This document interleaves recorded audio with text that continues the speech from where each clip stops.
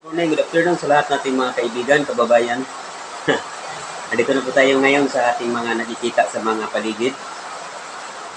Sa mga lahat ng mga congressman na pumirma sa impeachment ni Inday Sara, ngayon nagkanya-kanya na sila ng palusot, kanya-kanya na silang paraan o paliwanag sa kanilang kababayan kung bakit daw sila pumirma.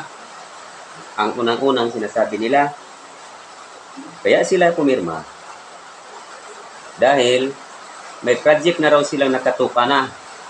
Ngayon, pag hindi sila pipirma, hindi mangyayari yung project na para sa kanilang barangay, sa kanilang distrito. Kasi aalisan sila ng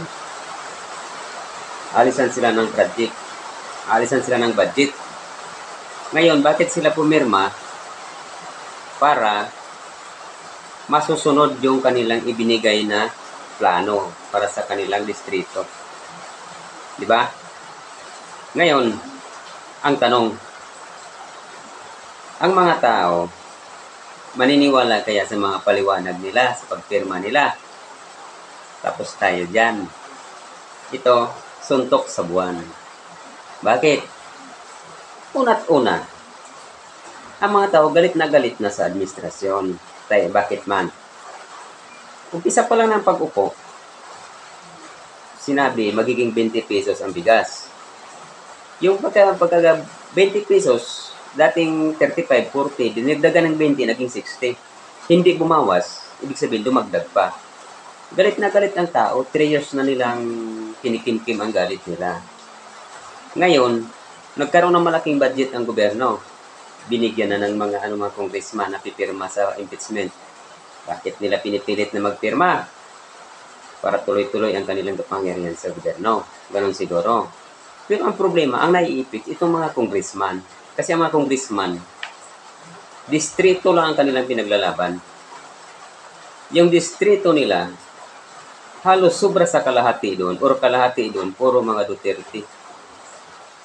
Ano na mangyayari kung magtatampo sa kanila ang mga Duterte dahil sa kanilang ginawa na pagpirma? Paano lang may paliwanag? Ngayon, umpisa na sila nagpaliwanag kahit hindi pang kumpanyahan. Pero mga tao hindi bobo, hindi na nila madala sa bula-bula. Kasi, pumirma talaga sila. Kasi may kapalit yan. Hindi yan sabi natin project. Bakit yung project? Pag may project ka, kahit wala kang pirma doon sa impeachment, kung nakikita ng mga tao na may project ka sa inyong distrito o sa inyong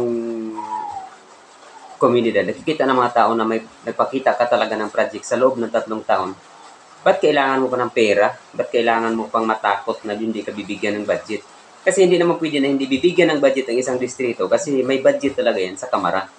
Hindi pwede na hindi bibigyan kasi ikaw bilang isang representative sa isang opisina na yan, paggawaan na yan, para sa iyong distrito. Kung ano ang project mo, i-propose mo yan dyan, tapos ito yung project ko, kailangan bibigyan ng budget ng kongreso kasi isa ka sa inaasahan ng mga taong bayan sa loob ng iyong distrito.